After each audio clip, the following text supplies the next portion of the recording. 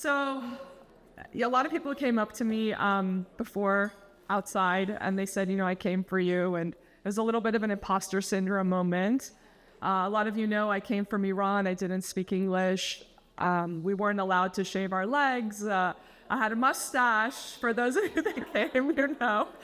And of course, I had delusions of grandeur in elementary school, and I would run for student body president. Of course, I would not win. And so to hear all of you guys come and support is really surreal for me, and I just feel like I'm still getting over that. So thank you so much for all of you for coming.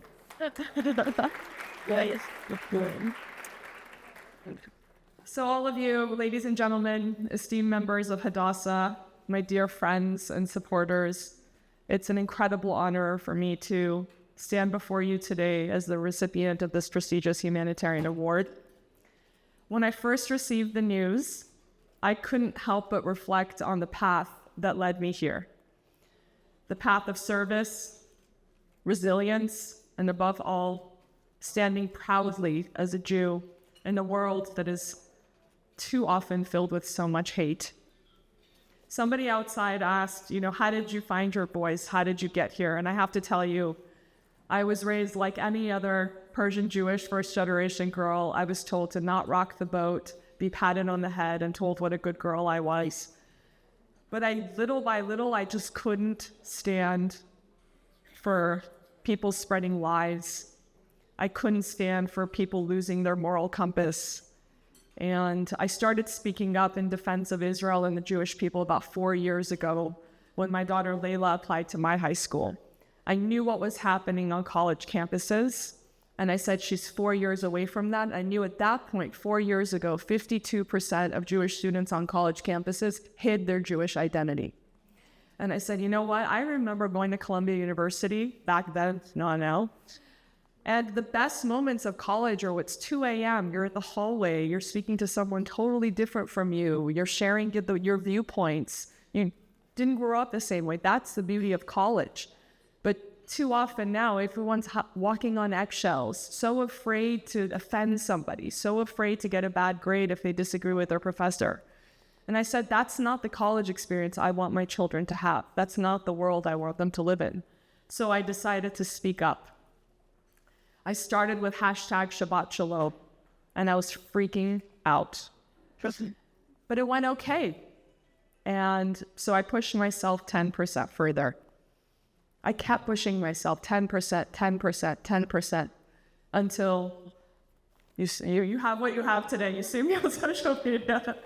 So if somebody asks me, how did you get there? Just push yourself 10%. Live there for a moment. And then when that becomes comfortable for you, push yourself 10% more until you're as loud as you hope to be. So I want to take this moment also to reflect on what it means to be the chosen people. To many, this sounds like a divine and sacred phrase, and it is. But let me tell you that in my heart, being the chosen people also means we are chosen for something far beyond what we see in the moment. We are chosen for a purpose that often involves struggle, hardship, and even suffering. Yes, we are chosen to suffer. But we know that this suffering is not a curse. It is the soil from which our greatest strength grows. When I was running a business and empowerment conference years ago, one of the speakers said something that has stuck with me ever since.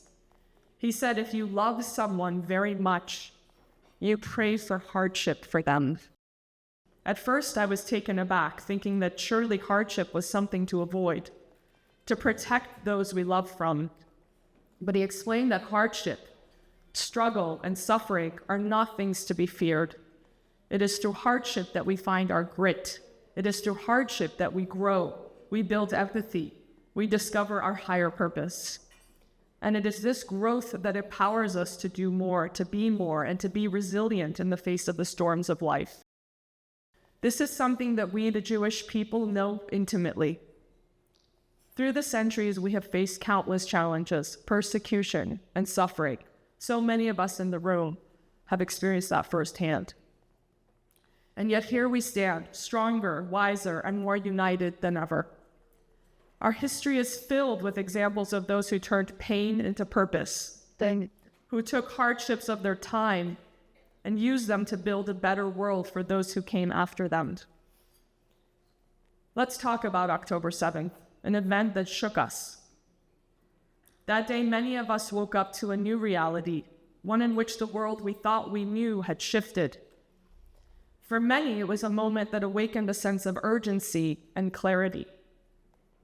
Since then, we have been forced to open our eyes to what is truly happening around us. We are now aware of the hatred in the world and the anti-Semitism that has always simmered just beneath the surface, waiting to explode.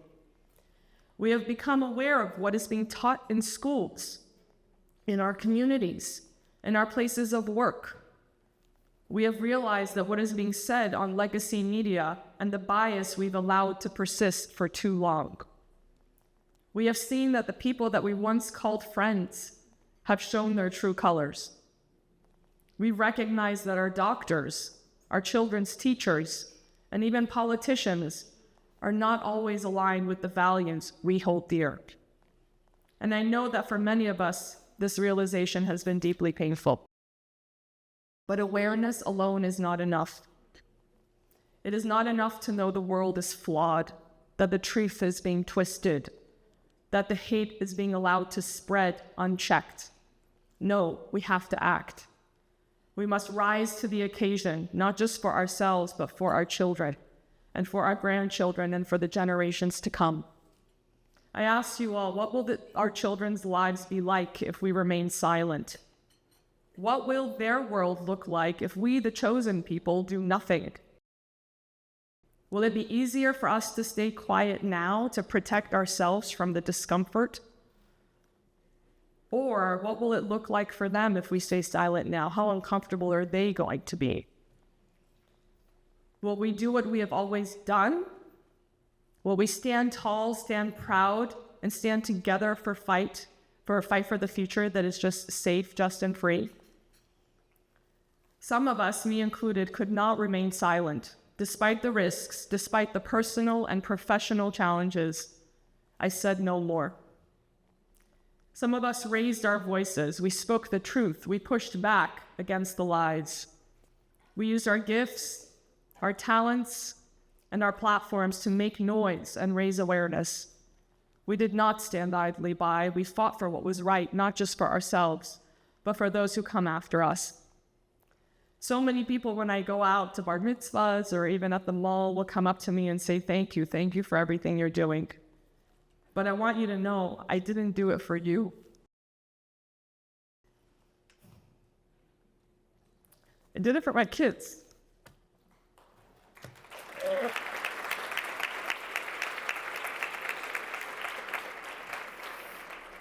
I did it for my own family, as a mom.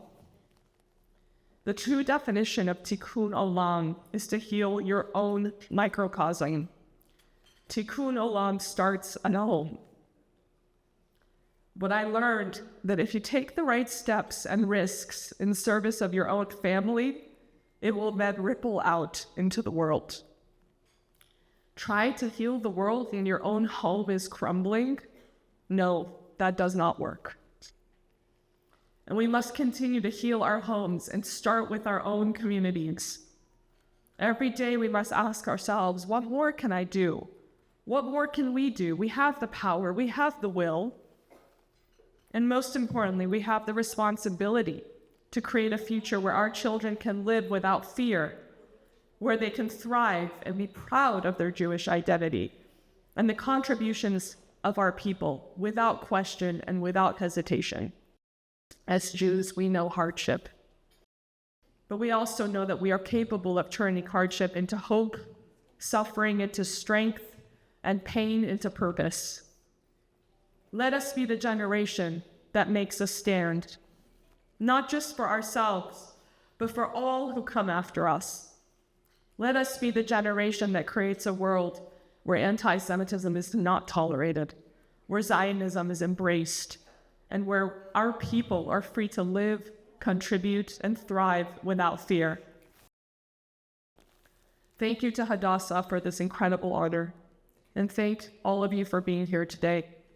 Together we will carry this work forward, and together we will shape a future where our actions truly make a difference through spreading the truth with authenticity and without fear. Thank you.